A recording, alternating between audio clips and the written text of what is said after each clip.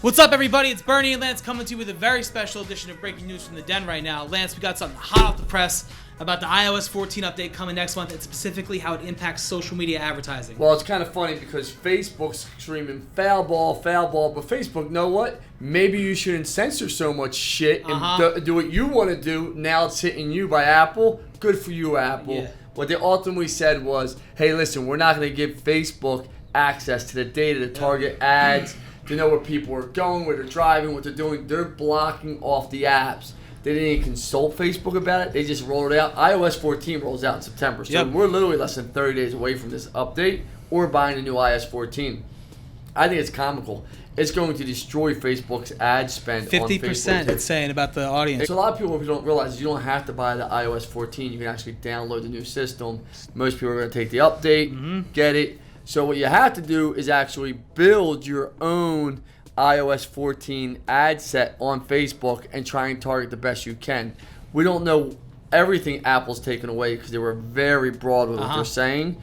As more comes, I do believe they're going to work this out. They'll make a rev deal with Apple saying, hey, we'll give you revenue to give us access to this data, because Facebook knows how important audience targeting is. I mean, think about this. All those results we have for our clients by able to target and pinpoint the right audiences. Take that out of the equation. You're now fishing in an ocean that's real big trying to hit gold. So I think it's sad for advertisers. It's going to be a game changer. Small businesses, the e-commerce side especially. Absolutely. Not good for them. I think for Facebook, I almost kind of glad Apple did it to you, no offense, because all you tech companies need a reality check on how you treat people. How many data hacks are you going to have? How many data breaches? But not even about that. The censorship. Way they treat people, censorship, they do what they want to do. Now you're claiming they're hurting the development ecosystem. Yep. Like, they're not hurting the development ecosystem, they're hurting your pocket. What about all the decisions you make to censor things and do things that other people don't agree with? Yep. Know what? Don't call foul ball. You want to play with the big boys, you tech companies, do each other dirty, get out of it. None of you are Boy Scouts. But for you advertising out there on Facebook and Instagram, 100% make sure your agency is pulling your ads out and starting to build out campaigns for the iOS 14, or you're going to waste a lot of money and be really upset. Yeah, you could see your audience get cut in half by as much as 50% if you're a small business out there. If not more. Yeah, if you're not doing it the right way.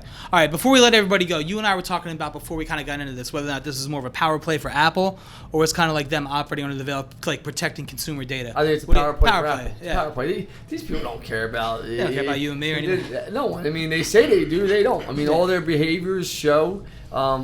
These people are publicly held companies. They're in it for the money. They see a way to make money from Facebook, which is, I mean, Apple's doing great, obviously. Of course. You see it all doing. They say, you know what? If we don't give you access to our data, it's going to impact your ad revenue.